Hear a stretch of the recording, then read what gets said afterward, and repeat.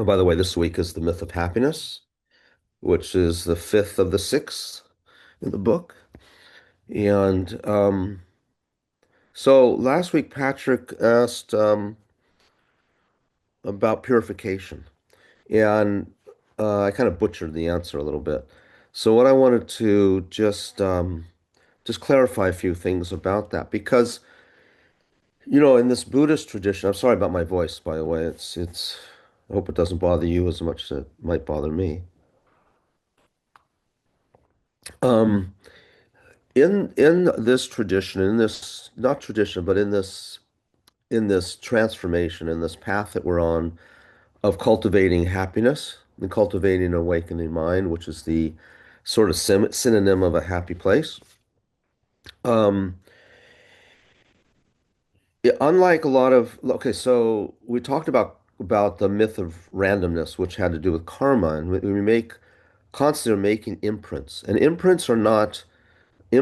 There are some kind of imprints we do call neutral, but generally speaking, imprints are either wholesome or unwholesome. What makes an unwholesome imprint or a wholesome imprint is the effect of it, is the effect. It's not actually the action itself. I covered that last week. So we do say, like most religious traditions, spiritual traditions talk about ethics and morality. They, not to kill, not to steal, not to commit adultery, these kinds of things. And in Buddhist tradition, of course, it says the same thing. But the reason it says that is that these these breaches or these non-ethical actions are lead to unhappy experiences. Now, technically speaking, the experience itself is really kind of neutral. Even let's take an extreme one like killing. Killing in and of itself is not bad. Okay? What determines unwholesome or wholesome is the mindset behind the action. Why we say that killing, like in the this Buddhist tradition, we talk about the 10 unwholesome actions, which are killing, stealing, sexual misconduct and lying, gossiping, slandering, uh, coveting other people's stuff, wrong views. Those I didn't go through all 10, but that's most of them. The reason those are 10 non-virtues is because they're very hard actions to perform virtuously. In other words, what determines the virtue and non-virtue is the state of mind, because the state of mind is what leaves the imprints for the future ripening. It's very, very, very difficult to kill with a wholesome state of mind. And to know what a wholesome state of mind is, we have to talk about that more. We're not really dealing on that level in these series of classes. But but in the definition, you could say is a wholesome state of mind leads to a happy result. An unwholesome state of mind leads to unhappy results. So people, all of us who experience, maybe we have a nice house or we live in a good neighborhood, we live in a good country in terms of relatively speaking, we have enough food. Those are happy, those are a result of wholesome imprints because they produce a wholesome effect. Not in an absolute sense, okay? They don't produce enlightenment, but they are the opposite of discomfort and hurt and pain that we're going to talk a little bit about today. So that's when we're talking about unwholesome and wholesome. And so when we educate ourselves, we start to see, like I explained last week, that I remember hiking in the Sierras when I was a teenager, young, I think I was a teenager still, and then just being just totally covered in mosquitoes and slapping on the mosquitoes and killing them. And so I thought, different times in my spiritual journey, I remembered those actions and think, like Patrick was, I think, alluding to, say, well, uh-oh, I believe those, I killed probably dozens of mosquitoes, hundreds, who knows? And if that's an unwholesome action done with an unwholesome mind, right? And it was done with an unwholesome mind. Again, we have to study a little bit deeper in terms of what is a wholesome attitude, what is non-wholesome. Um, So does that mean, okay, I'm doomed now? I did that and I now have to experience the results sometime in the future? That's the beauty of this of a real spiritual path is of course not. You don't have, I mean, otherwise it'd be endless. We would not never get out of this situation, which is referred to as samsara, this circle. So yes, you can purify those imprints. Okay. So there's sort of a conventional relative way to purify your imprints, our imprints. And then there's sort of an absolute, the real way is by meditating on the nature of reality, which was our first topic and of the six myths. Okay, we talked about so meditating on reality, bringing reality into your consciousness, and then when you're thinking of these actions you did in the past, that completely purifies those imprints. They will not ripen. Don't worry. You don't have to go to the hell realms anymore. You don't have to experience cancer and all these results because you can read the text. It says killing has this result and that result, and stealing. And if you killed with, if you killed ignorantly, it has this result. And if you killed with torture, it has this. Because I mean, it becomes a very fascinating uh, set of results that are become I mean they're a little bit sort of magical in some ways and fantastical, fantasy. But anyway, so to deal with the imprints for people who are interested, if you do feel like the imprints that you've created, you've thought about them, you think about they come up, or even you did them that day, today. So what you can do, and I'll just go through this quickly. It's not a teaching on these things. It refer to, okay, so as the four opponent powers is a technical term. Okay. So when we do something wrong and we remember it, whether it was today or, 40, 50, 20 years ago, okay? Then you re-employ these four things. Now and so the first one is the power of regret, which you probably have already because you think about it and go, oh no, I just realized I walked out of the store without paying for that article of clothing or whatever.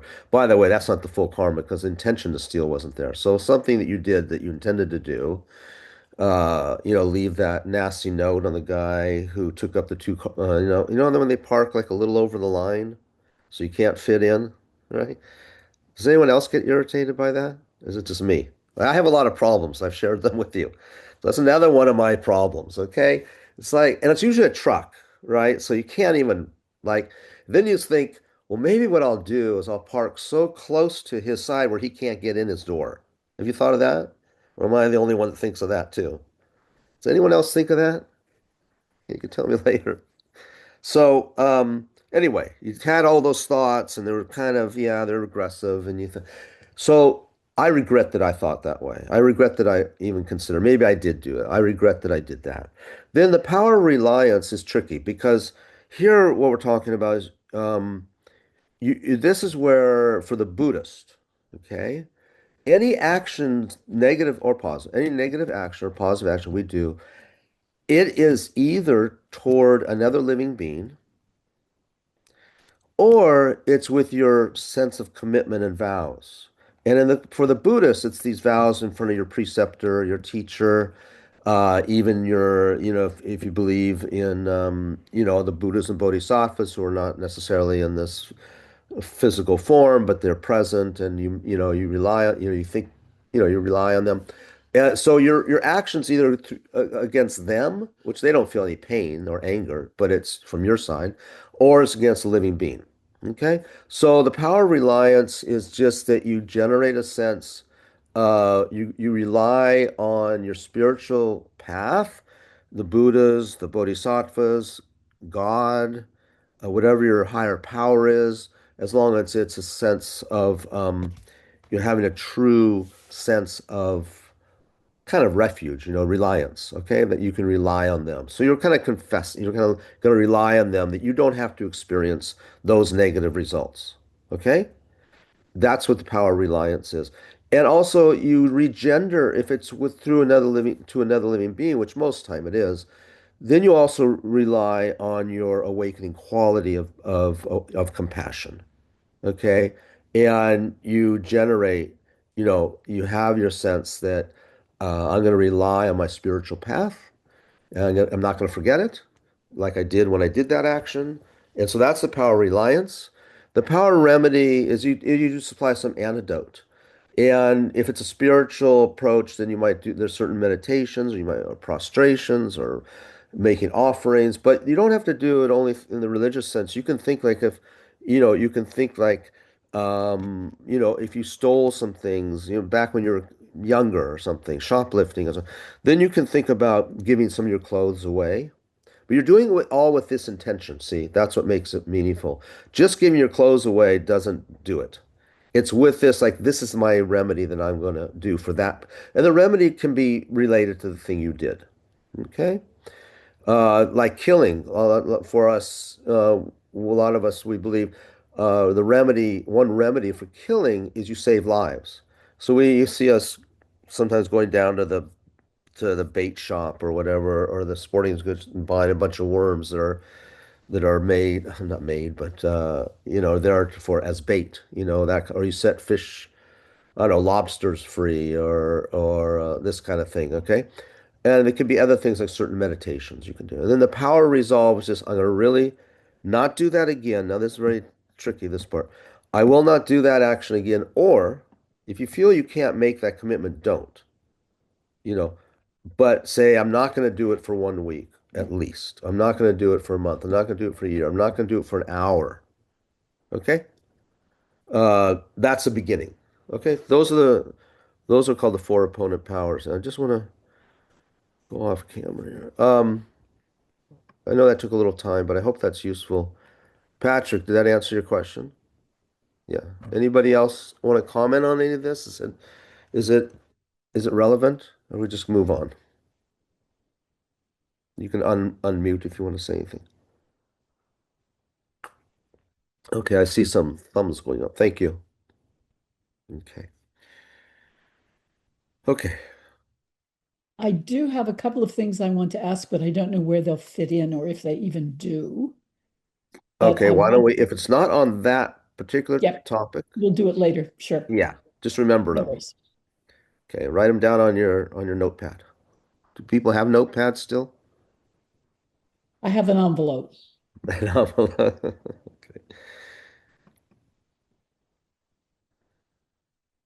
Okay. So the central thesis on this is that the myth of happiness equates pleasure. Now we can discuss this more, but this is the intro. The myth of happiness equates pleasure with fulfillment. Okay. So embedded in that comment is this idea that happiness is more than just something temporary, but is a sense of fulfillment. External experiences cannot provide lasting happiness, and this segues with our talk about the myth of permanence, right? Because external experiences are in the nature of change. So the equation, the formula doesn't work. Lasting happiness and change. Now, lasting happiness can be a process of change, by the way. Like our mind being in a state of happiness is is changing moment to moment. Okay. But to rely on an external thing that changes moment to moment does not, it doesn't work. Okay. So true happiness arises from awakening, wisdom, Buddha nature. Okay, and again, we're in a Buddhist class, or at least the topic is rooted in Buddhist thought. So that's where how we explain it. In this idea of that the Buddhist traditions define happiness differently. So the myth of happiness is based on the fact that these different definitions are somewhat in conflict. And if they're not in conflict, they're not in harmony. So true happiness from the spiritual path, okay, whatever your spiritual path um, is a state of awakening, sometimes referred to as liberation, enlightenment, clarity. Okay. Now, when we talk about clarity, again, all of these states are enduring. They don't fade. Okay. The difference between awakening and normal, conventional happiness, we can find different words for awakening, by the way. But it has to imply that there's no going back. You don't relapse. So when we spend a lot of enough time analyzing the topic of happiness, we see that everything we do or nothing lasts or everything fades. That therefore is not a definition of happiness. It's something, but that's not what is meant by happiness because happiness should be enduring and eternal. Until then, it's something else.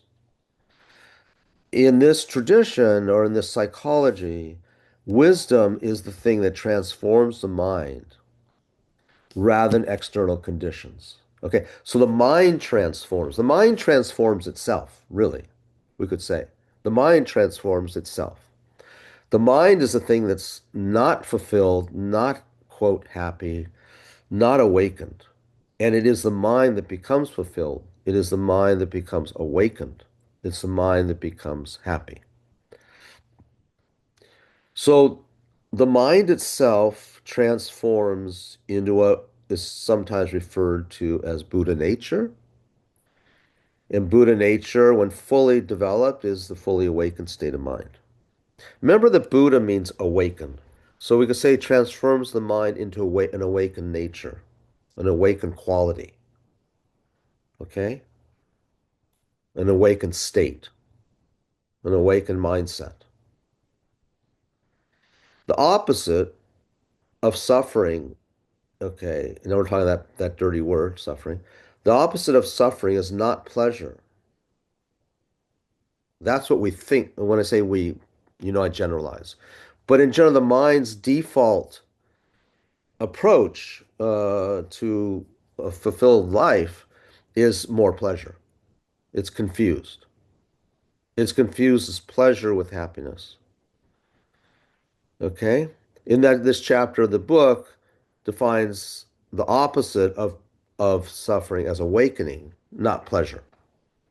Okay? It's very important. So our goal is not more pleasure. Our goal is this thing called awakening. Awakening produces peace, clarity, and balance. Everything. It produces everything good, we could say.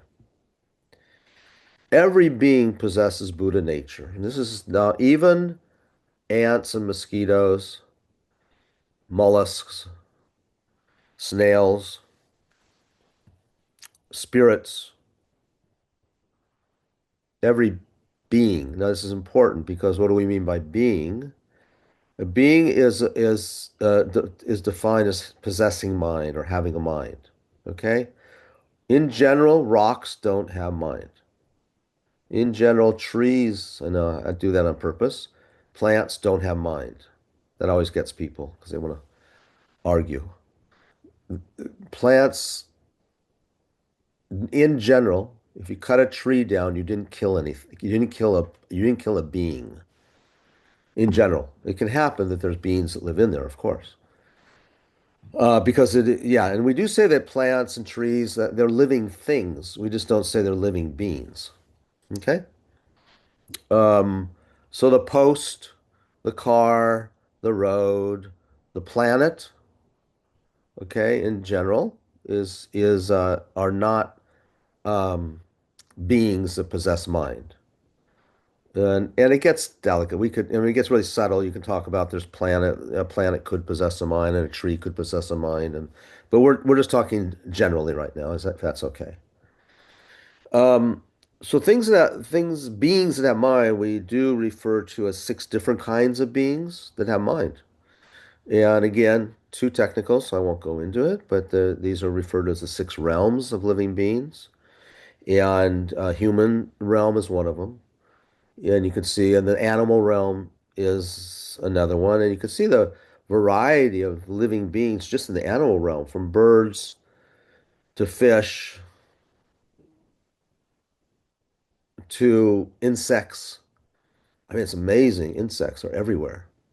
Um, Even some single cell organisms are considered sentient, having be mind. I don't know. That gets a little tricky. Which ones do, which ones don't. Um, Yeah. So although those are just all the variety of animal realm, they all look so different too. And humans look a little more alike, but then again, we can start considering, just to be creative, well, what are human beings like on other planets? And other, what are referred to in Buddhist cosmology, they call them other continents, which are other galaxies, solar systems. So my imagination tells me that they don't all look like us, but what defines them as human is they possess a human mind. That's the definition. Um, then there's spirits. So there's a whole spirit realm. And then there is what we refer to as the hell realms. And then there's two celestial realms as well, angels and celestial beings like that.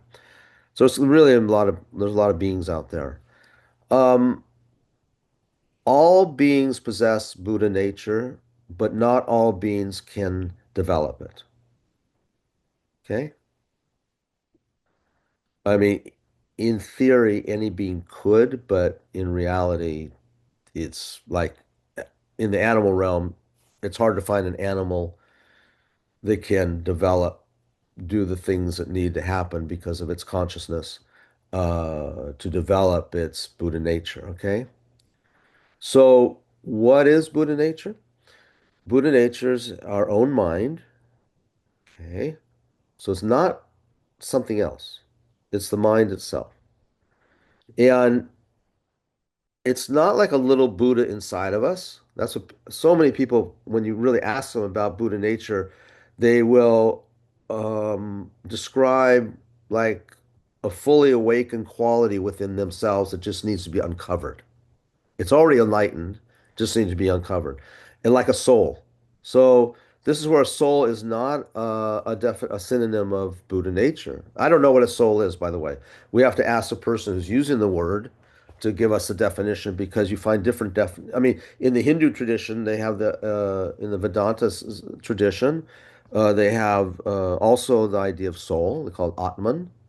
And if you ask them they can define it very clearly because that system is very robust in its philosophy. Whereas in the Judeo-Christian traditions, I don't think the definition is very clear. Um, but this idea of soul, we kind of we don't. It's good to stay away from it because of what people mean by it, it just varies what people mean. The word is used, but if you ask people what it is, you get confusing answers usually. So what is the Buddha nature is your mind, my mind. Okay, that is the Buddha nature, undeveloped. The Buddha nature developed, and what awakens it is when we meditate on our own mind, not someone else's mind, it's your own. You are the path with the view of emptiness or with the view of reality.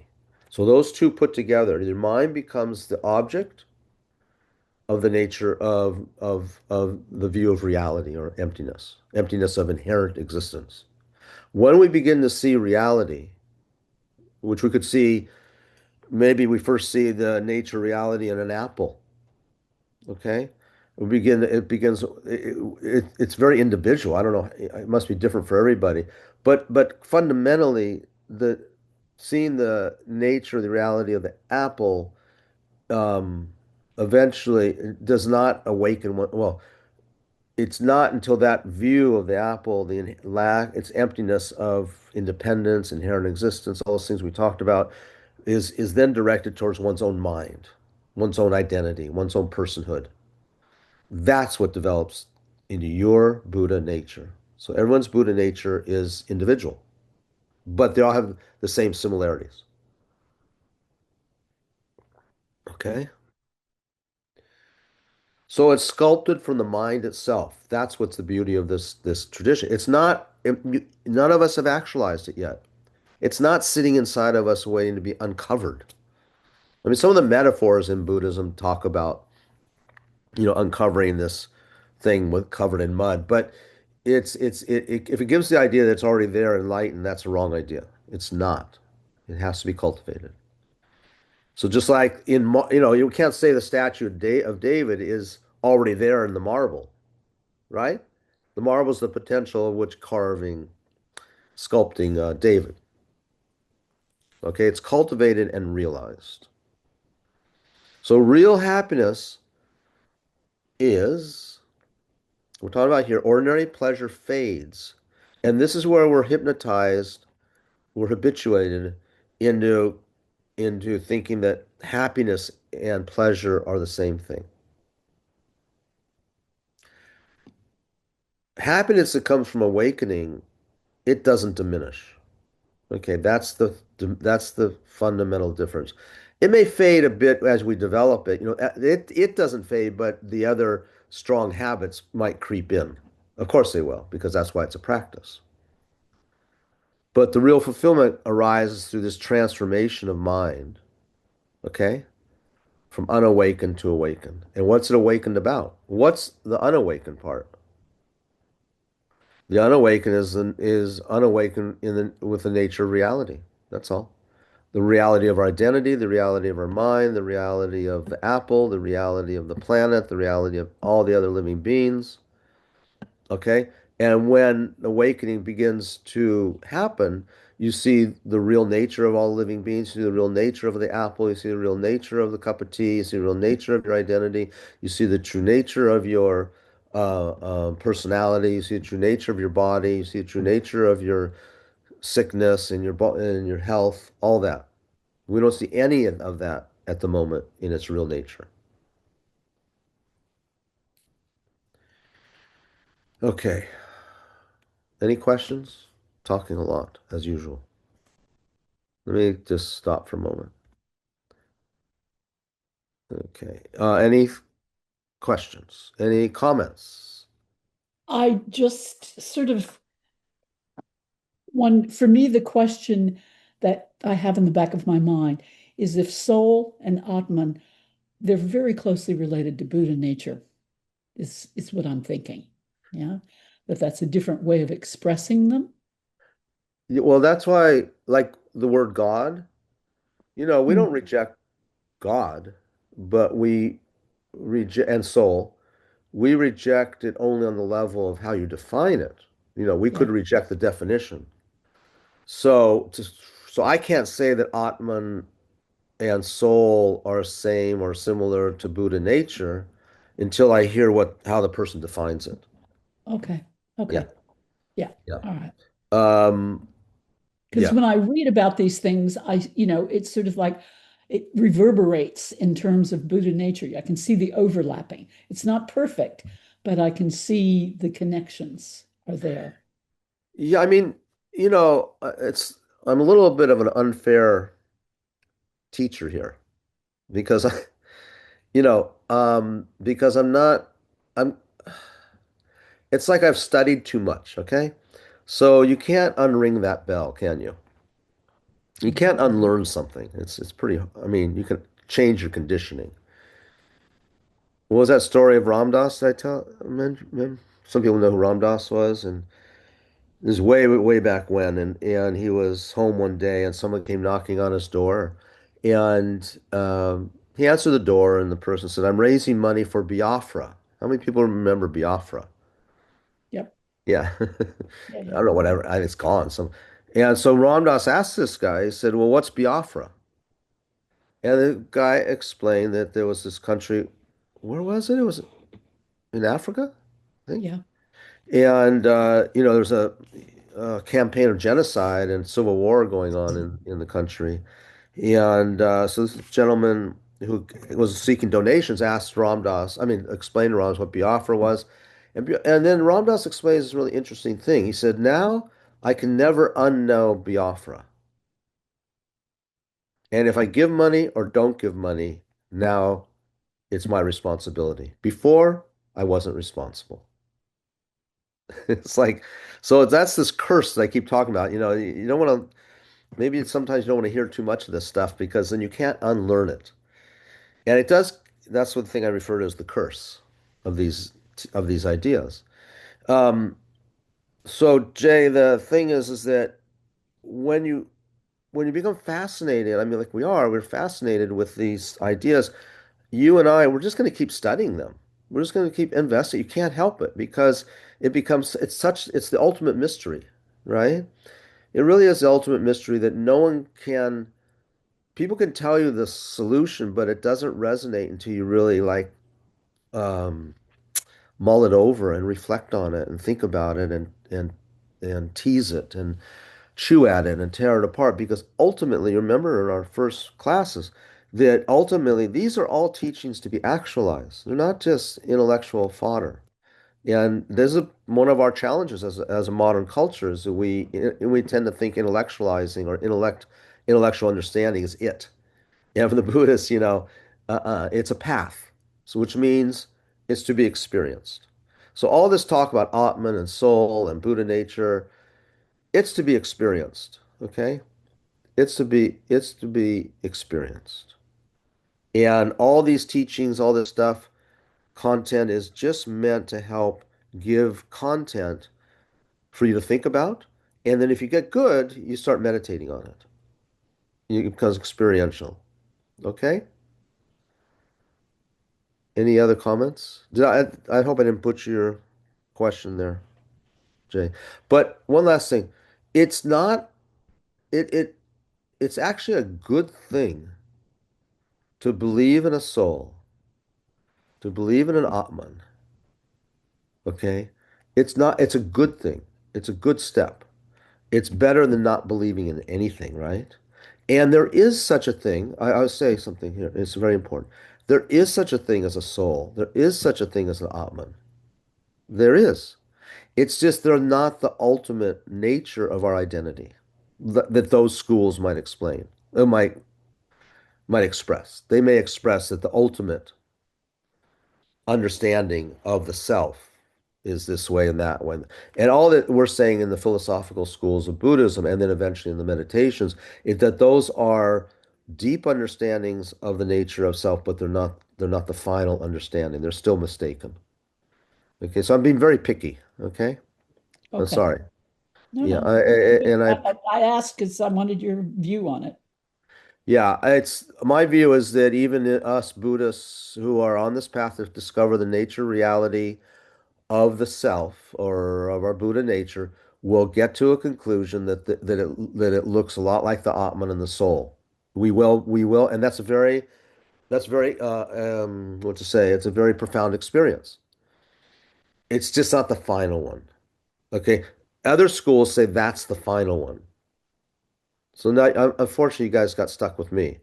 And like I said, I studied too much, and I can't help it. But that's true. But it's not to dismiss that developing a view of oneself that's similar to a soul and Atman, however they describe it, is a positive thing as long as it's in the context that it's not the final understanding of the nature of the identity.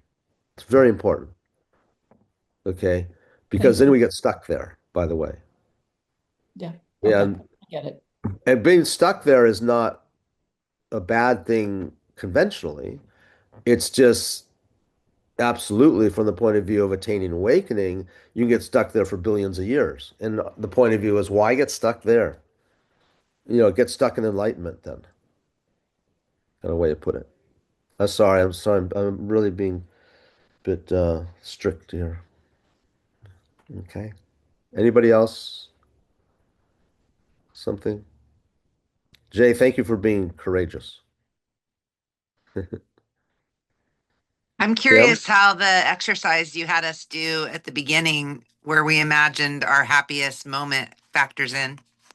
So I hope to get to that. But going back, I can answer. So, um, it's how it factors in is to be able to come in touch with what our habitual belief is around happiness. And when we say happiness, it's not like you walk around saying, "This makes me happy, that makes me." It's not like that, right?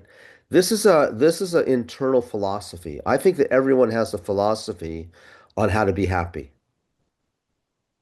And I love when I was a therapist, I would love talking with people and exploring what their theory of happiness was. One of my clients, and I think I talked about him in the misleading mind. I do. His philosophy was so mapped out. He had outlines around it and documents, and he was a real thinker. He was a scientist, and his theory. So it came down to this. His tagline for his philosophy on happiness was, "You can have it all." Okay. So I've started to learn to be a little more respectful rather than just, you know, confront him. I had to learn these little things as I adapted to readapting living in this culture from Nepal. So I said to him, I said, well, how do you know when you have it all? They said, oh, that's easy. So he had it all mapped out. Remember, I mentioned that to you. Everything was mapped out. He said, oh, that's easy. And by the way, he was a CEO of a startup. He ended up doing two startups. And when he brought me in, I was his coach, and it was because um, the company he was running was about to go public, and he had so much stress from that's why he hired me. Um, so you can have it all. So I said, how do you know when you have it all? He said, well, that's easy. He said, when you can buy your own private jet, not lease, he said, not lease it. Okay. We know those are the phony guys. They lease their jets. And the other thing is there's two kinds of private jets. One you can stand straight up in, and the other you have to bend over. So it has to be the ones you stand straight up in, right? And when you so that was and he was so I was always wondering how much he was worth. You can't ask someone, right?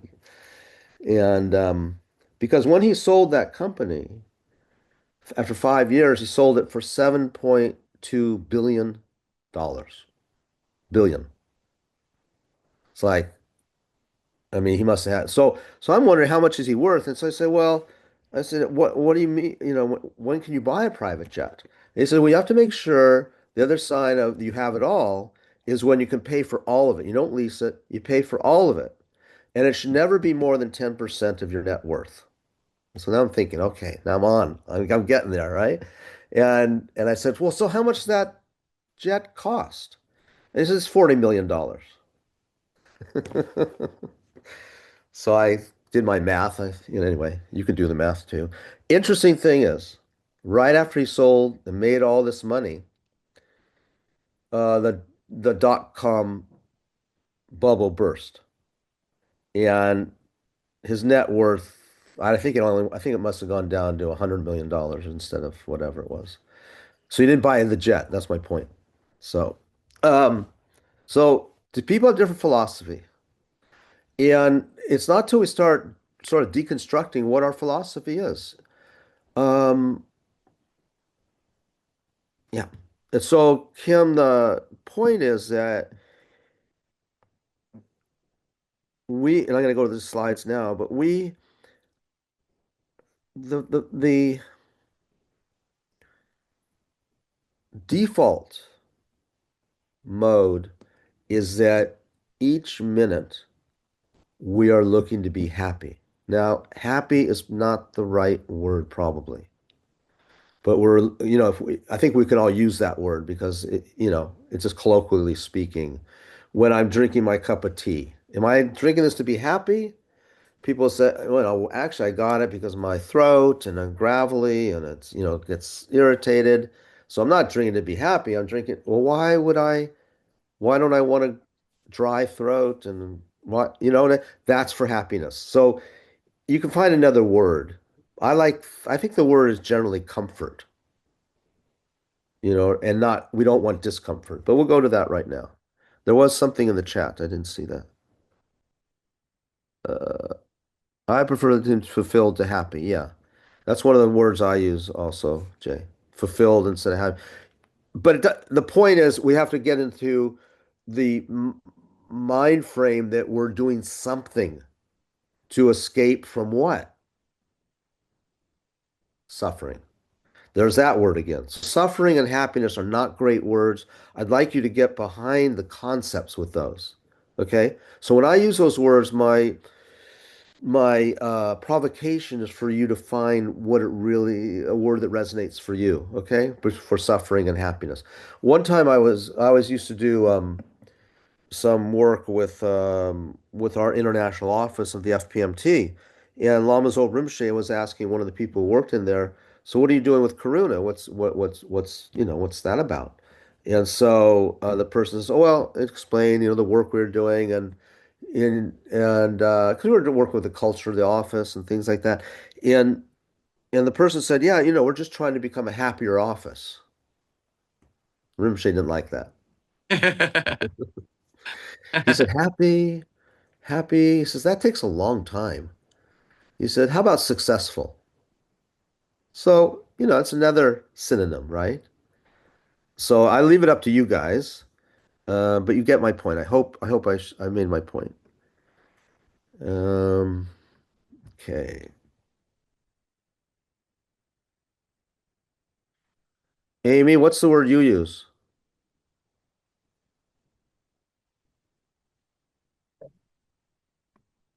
What's the word you use, Amy? Put in the chat. Um, okay. So I'm going to do this quickly. This was something that I talked about in the misleading mind, but I want to, again, it's to draw your attention to this is where we spend our life. This is where we spend our life. The traditional word for this is the eight worldly dharmas or activities. Eight worldly. So this we are generally, I really want you to think, I don't want you to just take this and not think about it. I want you to take it, maybe write these down, whatever. I'd like to, if you have a comment next week to bring it back. So we spend our time wanting pleasurable experiences and avoiding painful experiences. You can look at this class, okay, in a minute after. The other thing we spend our life doing is focusing on gain and loss, material gain, success, possessions, okay, higher salary, better car, okay, better house, a nicer looking garden, better place to go for a walk that's less noisy. That could be one of these other ones too. Actually, this has to do with material gain. We don't really stop much. Now, many people are more content than other people, okay? But generally speaking, we do get kind of lost in this. If you look at advertising, it's all about this, isn't it? And then we fear loss. And this is a true fear. I'm not minimizing it. I'm just saying this is what preoccupies our life. People, we talk about, I'm doing a lot of reading and listening about AI and the potential jobs loss. I think about my kids. Many of the jobs they're doing are kind of in the target perhaps of AI and that's considered, but that's where we're spending our time, okay? And then praise and blame. Now, craving approval, okay? A lot of us do that, and compliments and validation, you know? Um, and then fearing criticism or disapproval. Okay. We're not good with, well, I should speak for myself. I'm not that good with criticism. What do? I defend myself. Okay. And then if it becomes, if you're working in a job or position, maybe your company or your profession, your work is getting criticized, right? Or maybe people are writing bad articles about your company or about what you do. Maybe people are giving bad reviews for what you're doing with your work, whatever it is that you do. Whether you might be, a consultant, and then all of a sudden things are going good, and then people start criticizing, and then you kind of jump back and defend yourself, and then you dismiss the people who criticize, all this stuff. This is preoccupies our day and our life. And the fourth and eighth are fame and disgrace, wanting recognition, reputation, status. Again, it varies to person. But I think everyone has a fear of being insignificant, feeling shamed. It's very common, or, being identified with a bad reputation. So this is what we spend our time in. And I think I would like people to reflect on how you spend your day. If you can look at this for the next week and just think how often do these come into influence, particularly pleasure and pain. Okay. So modern culture assumes pleasure equals happiness. So we got to be familiar with that. We got to begin to stand up to this. Food, entertainment, sex, comfort, success are all pursued as fulfillment, aren't they? And then, there's the whole thing when people retire, the incidence of the quality of life goes down and health goes down and a lot more suicide, well, depending on the culture, but suicide, people lose their sense of purpose and meaning because it's all been invested in in their pursuit of success or influence, right? Like all of a sudden, no one's calling you anymore to come give talks, right? Or they're not seeking you out as consultant. And then I don't know what people do, but when you retire, you sometimes you feel like you become insignificant. The level of insignificance, and this is, I think, can be parallel with the level of investment you put into that as your identity or as your source of happiness. And again, there's that word happiness. I'm using it, hoping that we're able to generalize what that means. Uh, but the degree that we put or invested, this thing is going to make me happy. That's the level of unhappiness that arises, or loss, a feeling of loss, feeling of grief. Okay. Pleasure fades and eventually becomes dissatisfaction. Pleasure fades. That one's worth meditating on. So the problem with comfort seeking is that no comfort remains satisfying indefinitely. In fact, it's very short. Um, if a cup of tea, that first cup of tea in the morning or coffee, why doesn't it taste as good the second one? I've never heard anybody say the second one's as good as the first. Like we invest in the tea, the object that it has happiness in it inherently. It's imbued with it, or success, right? Or fame, or reputation, or pleasure. So if it was in the cup of tea, if it was, we believe that, not we, I mean, the general myth is that more is better. Okay. More is better in the sense that higher salary is better. That doesn't mean that having a low salary isn't a problem. It is. It's just that's where we spend our life. But then if we start generating more and more wealth, I mean, we have to, of course, basic needs need to be met. I'm not talking, but we all know it's just a common knowledge that the more you have, you're not necessarily happier. Elon Musk is not happier than us, probably less. Larry Ellison's not happier than us. Trump is not happier than us. If more meant more happiness, okay, but why don't we know that? I mean, I think maybe us in this room we do, but isn't that amazing that it's difficult? Okay, do you want to get technical or not? Kim, can I go technical? She's my coach. You get one thumbs up there, so we'll Okay. balance each other out. Okay. Okay. Well, we have to understand our own psychology. Or else it doesn't work. And with the mind, I'm going to try and do this quickly because I talk about just about every class. Okay, so with the mind, we're talking about the mind gets sort of I don't know, divided, but it has six different functions. These are the six consciousnesses. It has the function of perceiving sights, sound. There's one for sights, one's for sounds. So the sight consciousness cannot hear sounds, does not perceive, I should say, sounds. Sound consciousness does not perceive taste. Taste consciousness does not perceive tactile feelings. Tactile feelings consciousness does not perceive odors. And then the mental consciousness, which is again the one when we're daydreaming or having a dream or thinking about our childhood home or sleeping, dreaming at night. I mean, the so the sight consciousness can't do that. Okay, only the mental consciousness. Then what I want trying to get to here is how we misinterpret happiness. So when the six consciousnesses don't just do, they don't exist independently. In fact, they're referred to in sort of colloquially as being dumb. They don't make any meaning. They just are like a mirror. They just reflect. Okay, so nothing's really gone. I mean, they don't, yeah. But when they reflect, because it's all happening in the mind, we have other things in the mind, like these 51 mental factors. Love to tell you the 51. I'm not going to because Kim will fire me. So,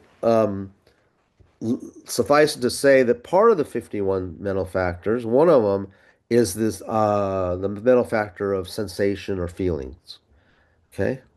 So, when we're perceiving something, the mind is okay. This is very simple. So the mind, like I'm looking out my window and I see the green leaves and the trees, and so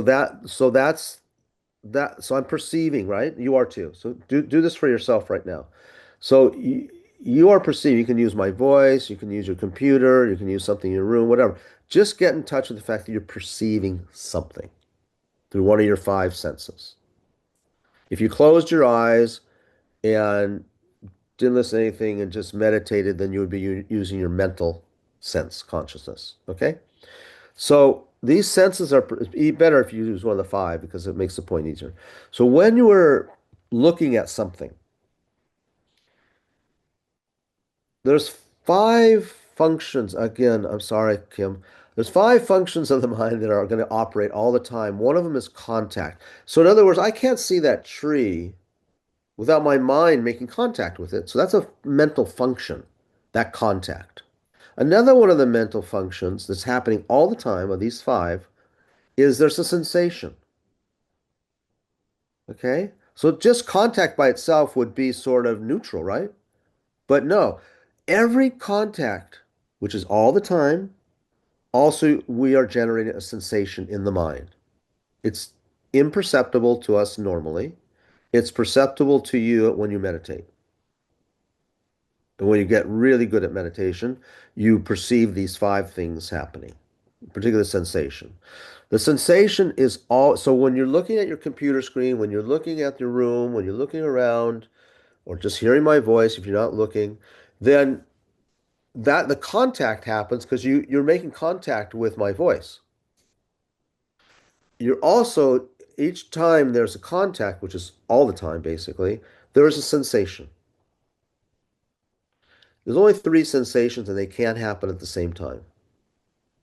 These are sensation of, I'm going to call comfort, discomfort, or neutral. Most of them, well, I shouldn't say most, but we're really interested in the comfort and discomfort. Okay. Oh, it's small, isn't it? Forgive me.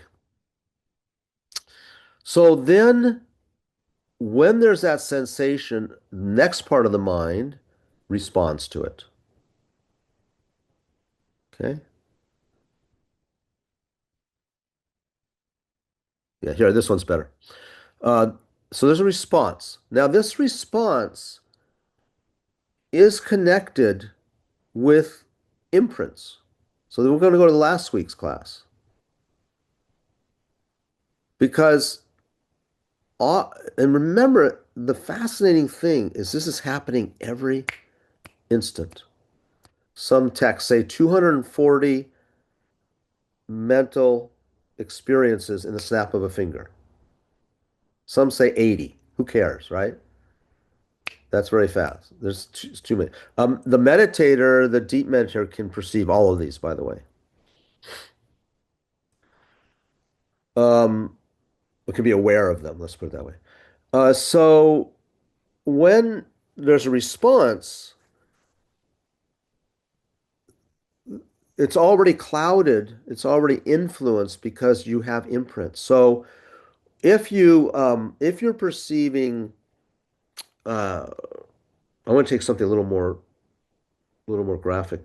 So if you're seeing graffiti, better, because it's more, my voice hopefully is not that strong of an impact. But if you're looking at graffiti or looking at trash, okay, or you're tasting a cold cup of tea, so that you're having a sensation. Let's take the graffiti. So you've seen the graffiti, and there is a sensation, but that sensation also is immediately at the same time impacted by an imprint, which we could call memory. That then leads to immediate response of one of these six root disturbing emotions, technically called afflictions. Not all of them, one at a time. You can't. So with the graffiti, let's just, go on as an example. The sensation is discomfort. The memory is a memory similar to that discomfort, and you get angry. You or aversion. You don't like it. What happens then? Now, these six root afflictions, one of them is going to be activated, but very often it might be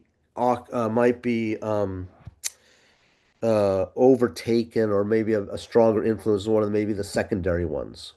Because if you just get angry, right, which is a root affliction, typically what will happen is you start doing things like, I don't know, one of these, it becomes more refined. That anger becomes more refined as envy or spite. I didn't list all 20 here. Revenge, so you're not going to find who did the graffiti, maybe it was on the wall, outside wall of your house. I'm going to find you, call the police. Now you're all taken up. You're angry and you want to get revenge, or you're just angry. Okay.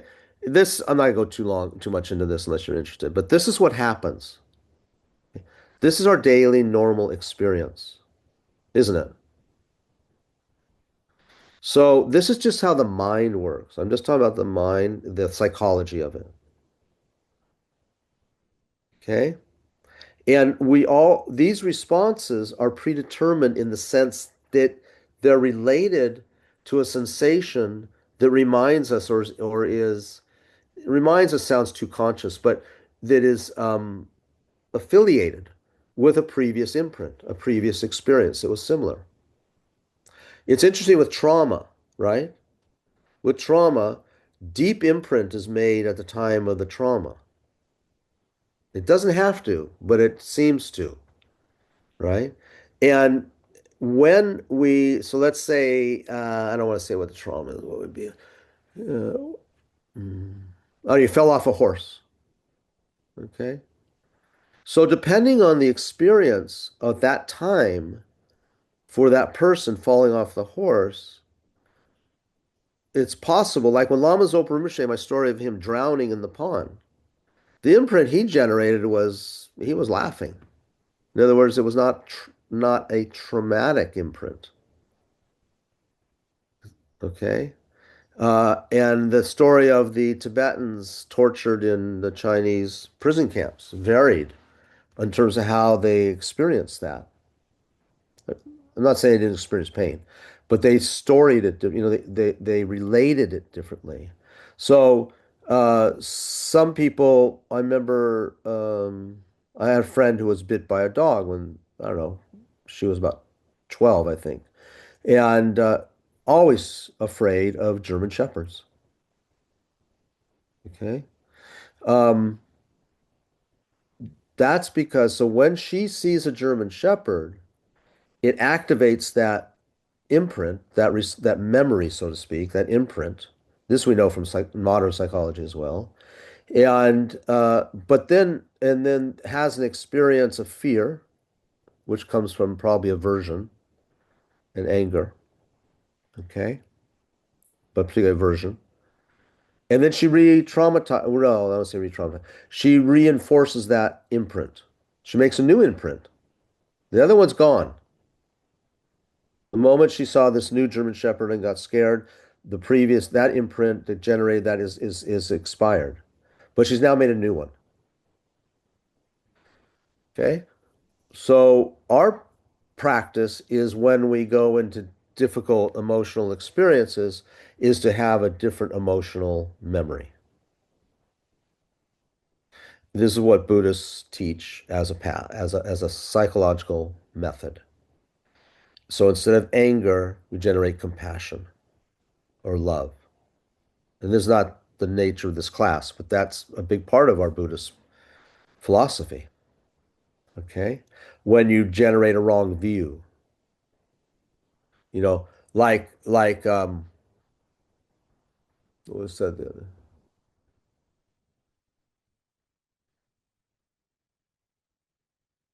You know, uh, I don't know, all Israelis, they just want to eliminate all the Palestinians. It's genocide. Okay. That's a wrong view. Could be from anyone, but that's a wrong view. And wrong views are countered. So then you begin to generate. That's what I used to think. I think that. And all of a sudden you start changing, and then you begin to generate an idea of compassion or a right view about how Israelis are or Palestinians, doesn't matter who. Okay. Wrong views are countered by right views. Okay. Doubt is countered by a lot of it is intellectual understanding. Okay. Not only. And like that. Okay. Pride is, I always get proud and arrogant when I teach a class and people like it. Da, da, da. So you counter that. I see so many of my lamas, uh, they don't generate that. They generate humility, and thankfulness and gratefulness to the students, right? Changes it. You know, typically, yeah, we can look at in the modern world people who have some fame or, teachers and things like that, and spiritual guides, religious leaders, you know, we should observe what their humility is like, you know. What do they say? The definition of a cult is where the students live for the leader. And the definition of a spiritual path is where the leader lives for the students or serves. Okay, those are those 51 mental factors. Don't worry, Kim, I'm not going to go there. Okay. We did all this. We did this. We did this. Okay. Okay.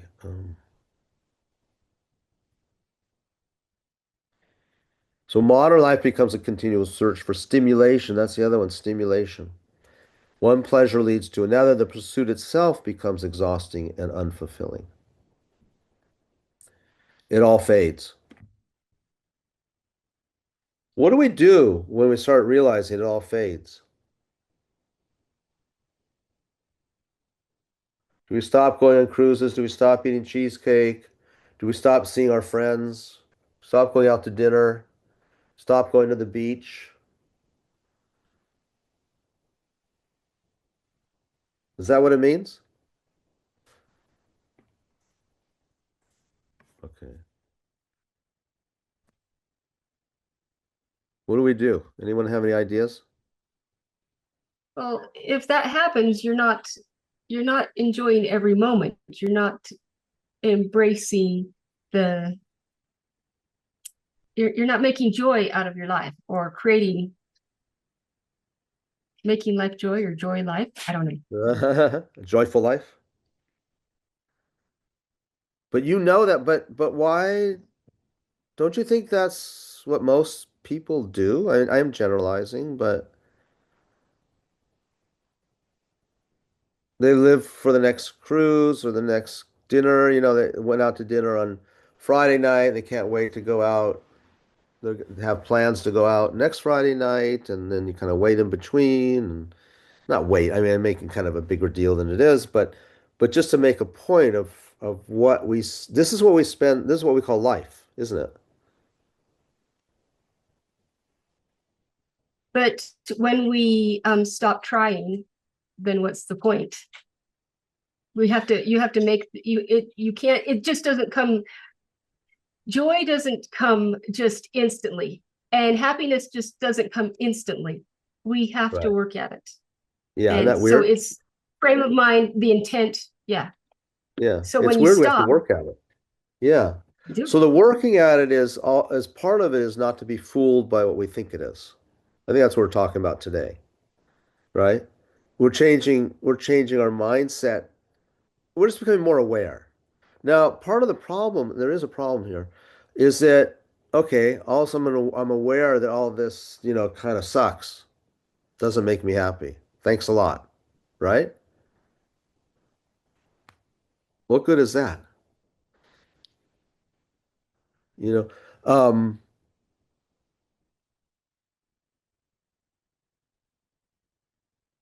you can't you can't deconstruct someone's reality without something to help them reconstruct it.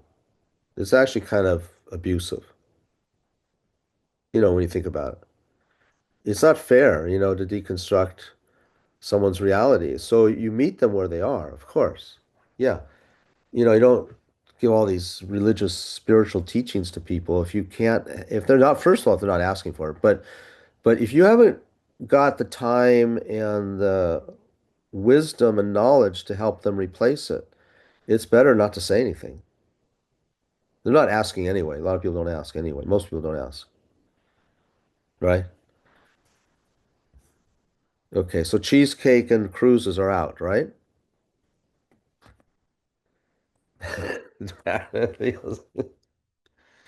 So Lama Yeshe used to say, remember I said at some point, I said, he said, enjoyment is not the problem. He says, actually, you people don't even know how to enjoy. Um, he say two things. He says, I told you this, I mentioned this. He said, you don't even know how to enjoy a cup of tea. Of course, to me, he said, you don't even know how to make a cup of tea. So, the two go together. So you don't even know how to enjoy a cup of tea. What did he mean? This is what we're talking about. We don't give up tea. We don't give up cruising. We don't give up cheesecake. We don't give up friends. That's not the point. That is not renunciation. We are renouncing suffering. Suffering means clinging to those things as being the things that are going to make me happy. So the level of clinging, that this is it, is equal to the level of suffering. But just enjoy. Watch television without clinging. Okay? Go running without clinging. Clinging is going to mean that if you cling to running or exercise as your source of happiness, when you can't exercise, what happens? We all know. People get grumpy. Okay? Of course. So it all comes down to intention. Go exercise so you stay healthy and fit so that you can help other people and you can continue your spiritual journey. Great. Go exercise so that you can get the endorphins running so that you can be happy. Wrong. Because the endorphins will fade after a couple hours. Then you got to run again. And the more you run for the endorphins, the further you have to run, isn't it? Because it's like drugs. You develop a resistance, right? So happiness, this whole thing, it's a state of mind, as you know. But we're just kind of trying to make it, um, more whatever, more blatant. Okay. Got so much to do.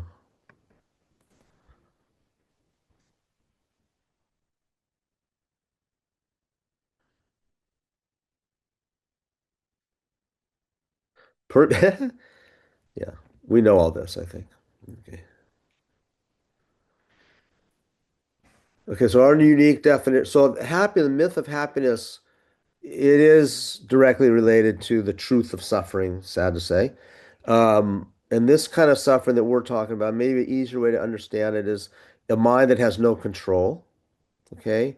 It can't create or maintain desired states of mind. It's simple. It's as simple as that. What is that? Okay. What do you call that? That our minds cannot create or maintain desired mind states. What's your word for that? Okay. Buddha's word was suffering. Well, we can come up with another word. Doesn't matter. What matters is not the word, but the experience, the fact.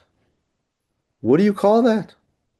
And then, the more you hear this, then you think about it, you get the curse because you start wandering around your room going, okay, well, what do I do then? And that's true. There can be this kind of existential sort of loss at sometimes. You know, we have to be prepared. We have to be prepared. We have to be kind of tough. And we have to be patient too. It's okay to not be there. It's okay not to be there maybe, this whole life, maybe next life.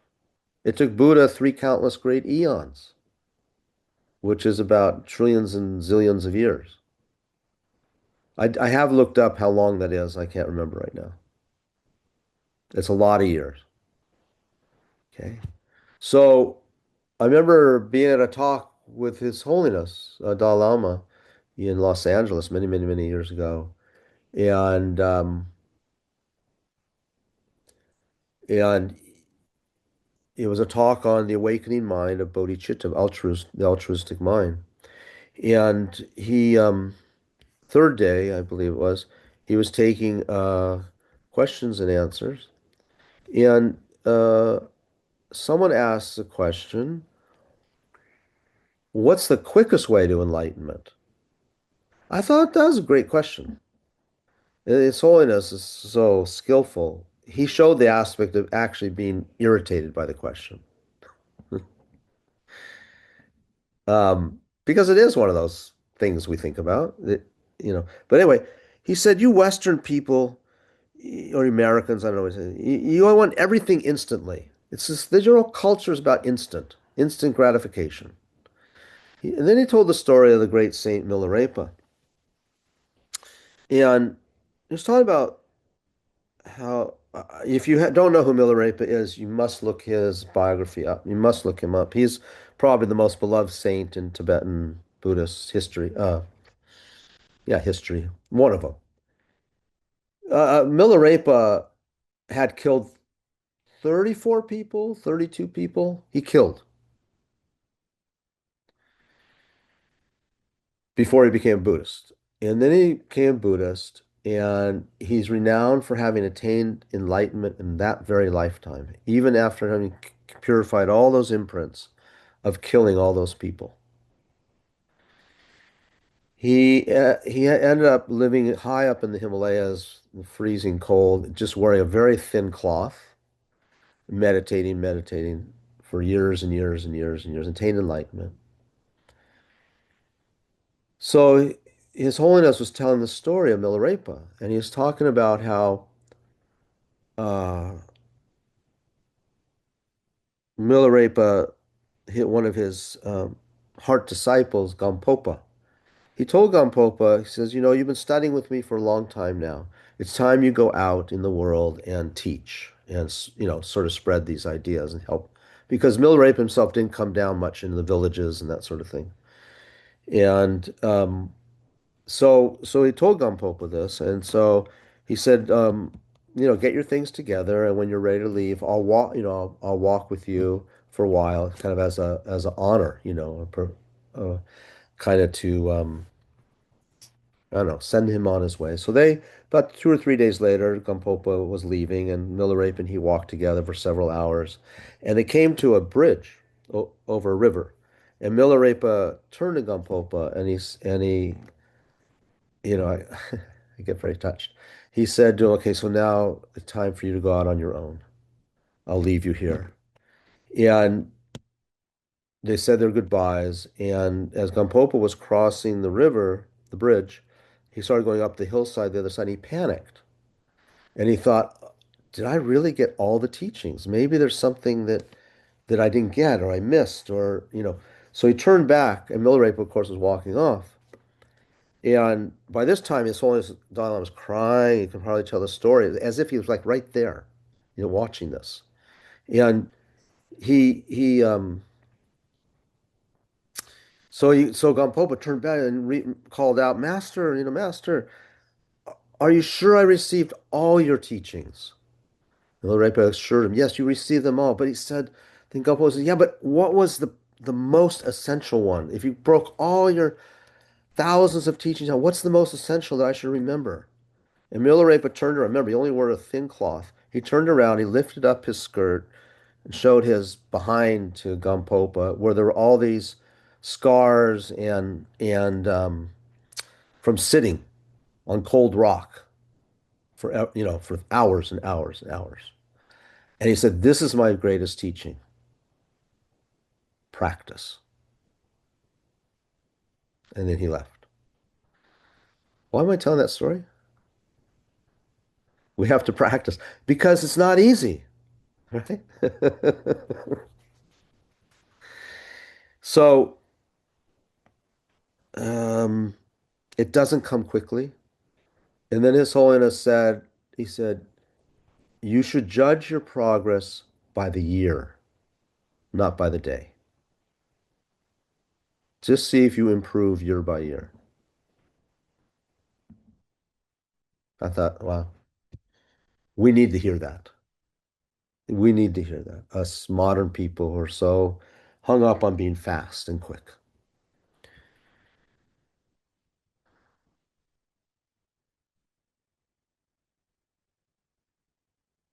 Yeah. So since everything is impermanent that we learned last week, how can we rely on cheesecake and cruises? That's the point. But go on a cruise, eat your cheesecake, okay? And savor it and think, fantastic in this moment. Don't grasp, just feel thankful that you're able. I mean, it's really gratitude too. Okay? Okay, a mind that has little depth just lives in the senses. Seeing is believing. A mind that has little balance, a constant up and down, no constant peace or contentment. This is what we're trying to overcome. Okay. We only have a few minutes. I don't know if I want to do more on this. It's kind of depressing. Um, yeah. I mean, this is where we hang out, right? We're constantly not getting what we want. When we get what we want, we lose it.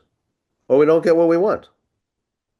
We don't get what we want, or we get what we don't want. Does that make sense? Yeah.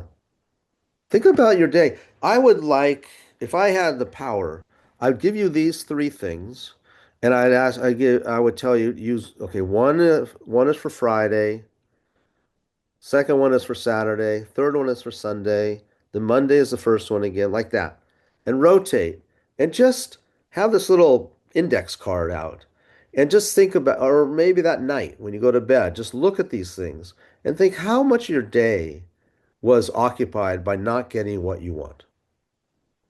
And it can be very simple little things. You're at Pete's or Starbucks, wherever, and they run out of half and half. Or you get your coffee and it's not what you want. It's too hot because you really want it now. That's a simple thing. You didn't get what you wanted. Of course, you wait. And the point is the psychology around this is that the mind is constantly, and then you get what we don't want. Okay, that's the too hot a coffee or too cold a coffee. Okay. And then losing what we like. I mean, even the thought that, like what we were talking about before, when you say losing what we like, it fades. Or even what you got, the new car, it fades. You lose that. Okay? Karuna, Yes. I have a suggestion for a positive way we might end. Okay. I would love for you to talk about the nature of the mind, the clarity that as we do our Oh, yeah. practice, the kind of the The good stuff. What the true nature of the mind is. Okay. Yes. Okay, hang on. Okay. I had that in this presentation, but since I never get to everything. Okay, hang on. It's just a positive, Yeah. Let me see if can grab it real quick.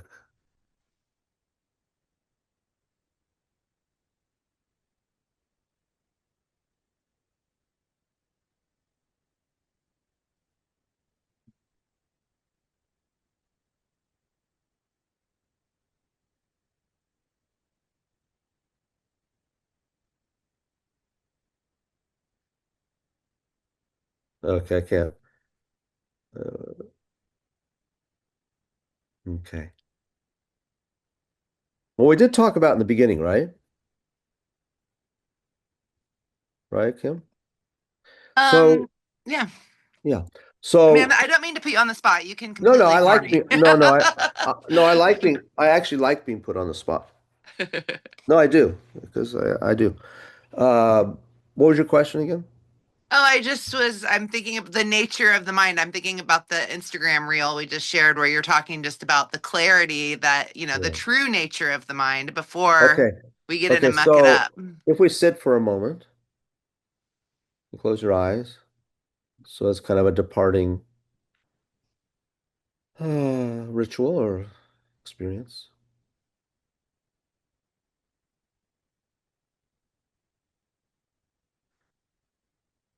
Just settle the mind for a moment. Just watch your breath for a moment. Don't have to do the counting, just bring it here.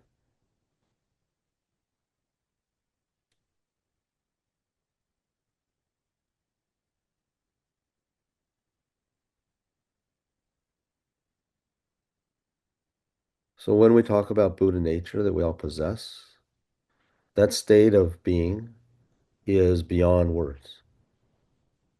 So we can't even use the word fulfilled, happy. Okay.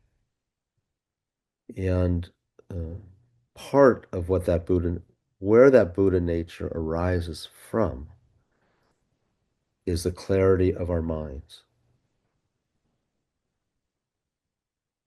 So in this moment, be aware of the content of your mind, whether it's a color like a darkness, a dullness, or clarity, or thoughts, images.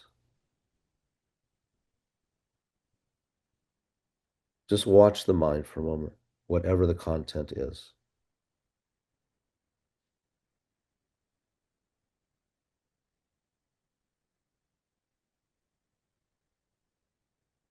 Also be aware that there's external world out there. Maybe you hear some sounds. Maybe you have some ideas of the environment around you, your room, outside. Maybe there's cars or traffic or noise. Whatever is there, this is the world of conventionality. This is all being experienced in the mind. There is no out there, really. Of course, conventionally there is. But at the moment, with your eyes closed, just see all of this as an experience of the mind. It's all mental.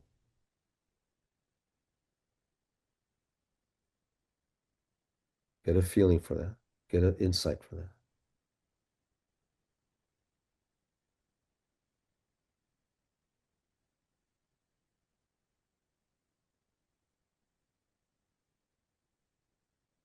Everything is rising and falling away.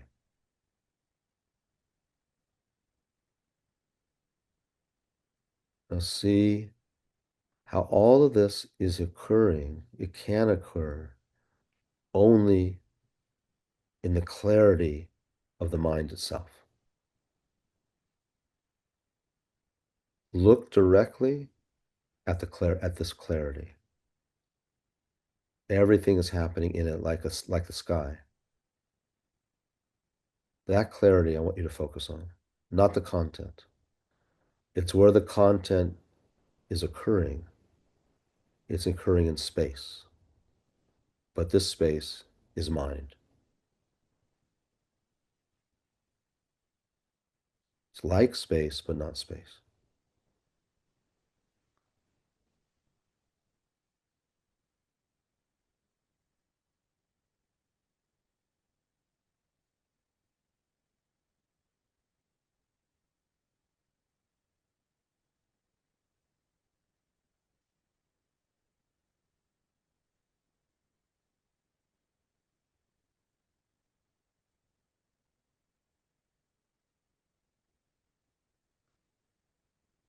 As we look at it now,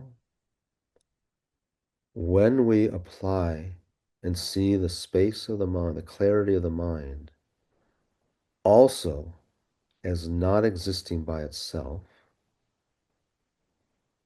not existing in a true way, but as a interdependent quality, no independence. Those two together is our Buddha potential.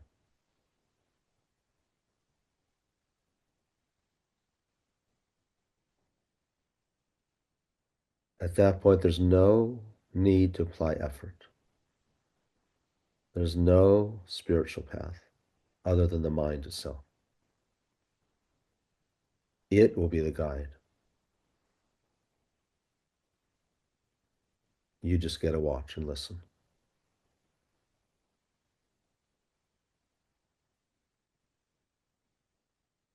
That is the Buddha nature. Then your Buddha nature takes over, as opposed to our confused self-identity that runs everything right now.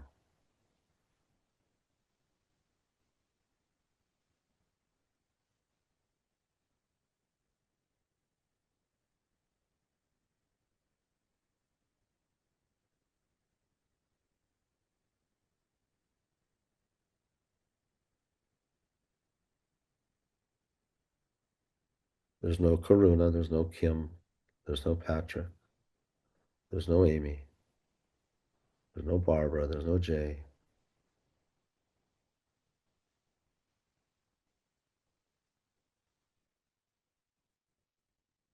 Only a clear state of mind, complete presence, and then apply the view of reality of that presence. Then you have no more work to do other than meditating on that.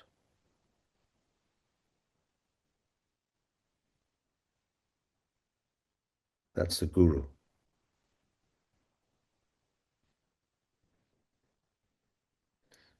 Okay. I thought maybe when I opened my eyes, everyone would be gone. Okay. Okay, thank you. I think next week is our last time together, right? And what is next Yes. week is all about death and reincarnation and that those well reincarnate well death is included. So okay, any last thoughts, questions, things you need? It's the myth of only living once is the official Only living title. once. You Yes. only live once. YOLO. The myth of YOLO. The myth of YOLO. Okay, thank you all. Take care. Enjoy Thank your you. dinners or breakfasts. Wonderful. Thank Thank you.